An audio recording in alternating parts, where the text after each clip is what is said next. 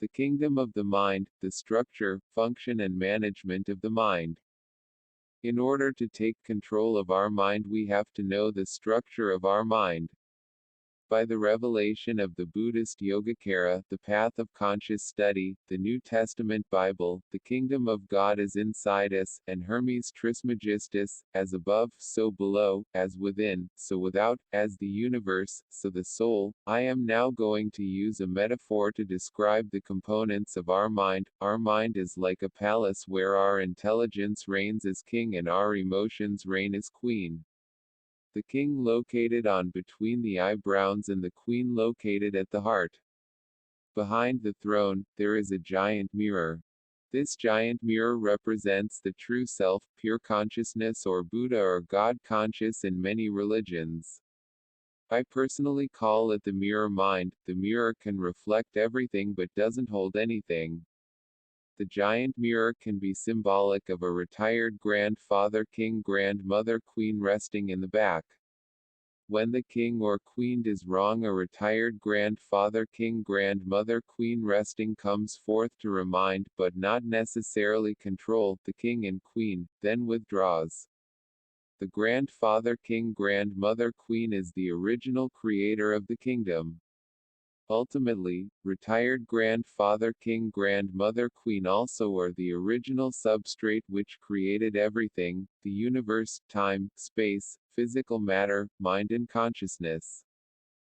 There also exist 5 advisors, primary consciousnesses, the eyes, the ear, the nose, tongue and the skin consciousness. These are the assistants of the king and queen in running the empire. There are 52 servants, mental factors, such as anger, greed, attachment, curiosity, wondering, boredom, excitement, happiness, sadness, jealousy, hate, love, shame, no shame, etc.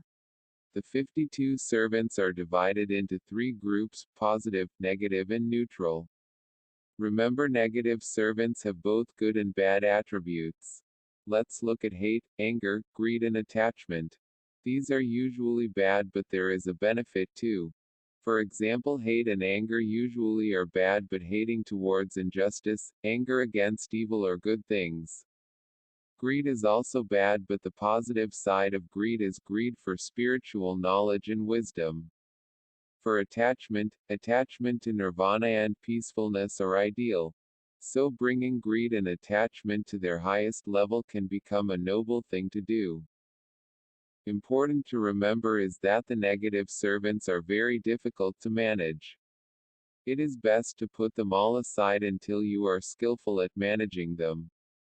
Eventually, having a little bit of hate, anger, anxiety, fear, upset, embarrassment about negative things makes us move to change things or harvest the benefit out of them. Let's now look at the servant fear when we hike in the mountain. Having a little fear of falling down the cliff helps us to be cautious so that we to keep on the path, but if we have a lot of fear then our legs and mind freeze to the point that we can't walk. On the other hand, if we don't have any fear then the chance is that we may too likely fall down the cliff. As you see, the negative servant, mental factor, can be beneficial if used at the right time.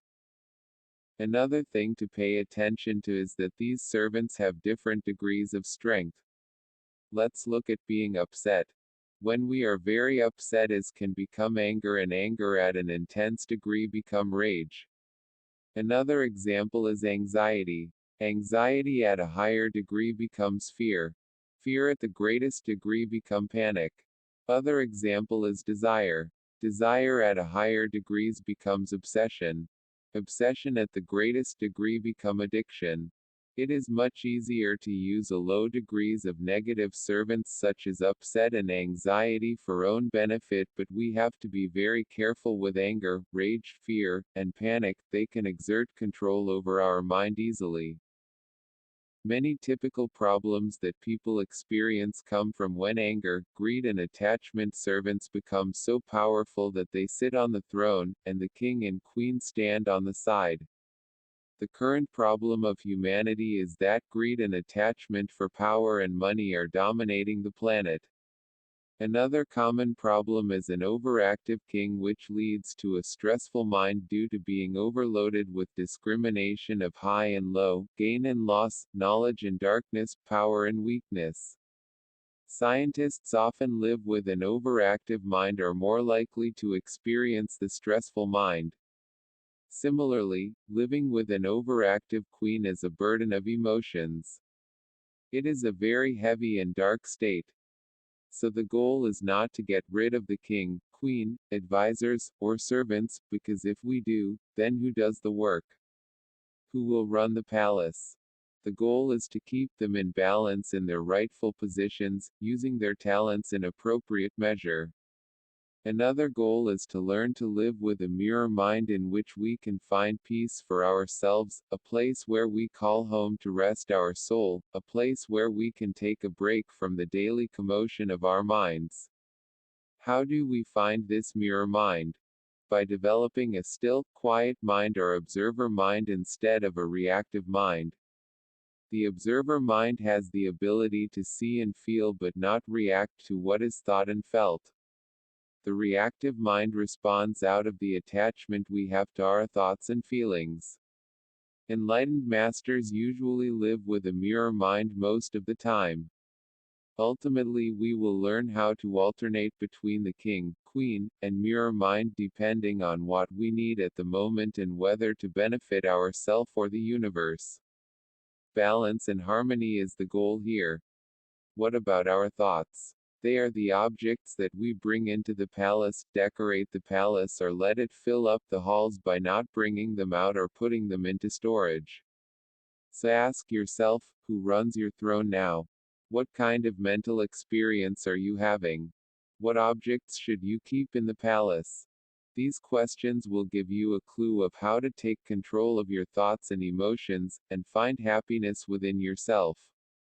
As you see that the day that you go to nirvana or heaven is the day that you can tell your king mind, the mental body, and your queen mind, the emotional body, to stop moving. Only then they will obey to stop and to start moving as they obey.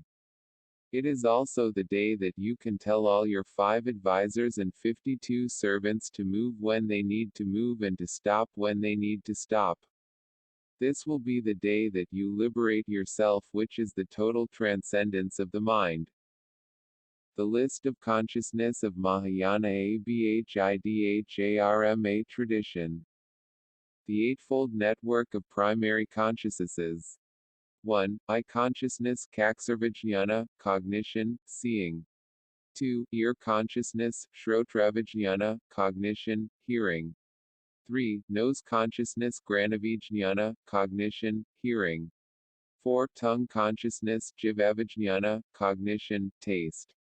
5. Body consciousness, Kayavijnana, cognition, touch. 6. Mental consciousness, Manavijnana, cognition, ideation. 7. Deluded awareness, Manas, Klista Manas, cognition, disturbing emotion or attitude.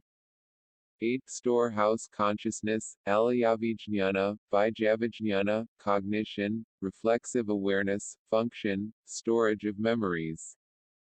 52 Mentals factors.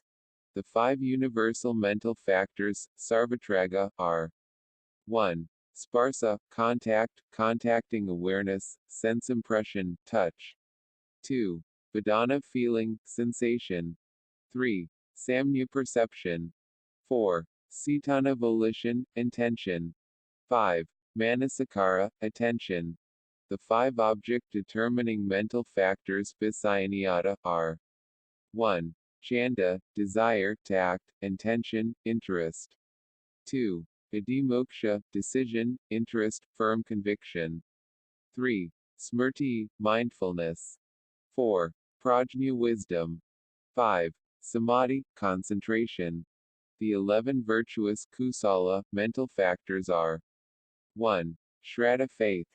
2. Self-respect, conscientiousness, sense of shame. 3. Apatrapya, decorum, regard for consequence. 4. Alobha, non-attachment. 5. Advesa, non-aggression, equanimity, lack of hatred. 6. Amoha, non-bewilderment. 7. Virya, diligence, effort. 8. Prasrabdhi, pliancy. 9. Apramada, conscientiousness. 10. Upeksha, equanimity. 11. Ahimsa, non-harmfulness. The 6 root unwholesome factors, mulaklesa, are 1. Raga, attachment. 2. Pradaga, anger. 3. Avidya, ignorance. 4. Mana, pride, conceit. 5. Vichikitsa, doubt. 6. Dristi, wrong view. The 20 secondary unwholesome factors, upaklesa, are 1. Krata, rage, fury. 2. Upanaha, resentment. 3. Maraksa, concealment, slyness, concealment. 4. Pradasa, spitefulness. 5. Urshaya, envy, jealousy. 6. Matsarya, stinginess, avarice, miserliness. 7. Maya, pretense, deceit. 8. Sathya, hypocrisy, dishonesty. 9. Mata, self-infatuation, mental inflation, self-satisfaction. 10. Vihimsa, malice, hostility, cruelty, intention to harm. 11. Arikya, lack of shame, lack of conscience, shamelessness. 12. Anapatropia, lack of propriety, disregard, shamelessness. 13. Sthayana, lethargy, gloominess. 14. Audatya, excitement, ebullience. 15. Asradya, lack of faith, lack of trust. 16. Kausadya, laziness, slothfulness. 17. Pramada, heedlessness, carelessness, unconcern. 18. Musatasmardita, forgetfulness. 19.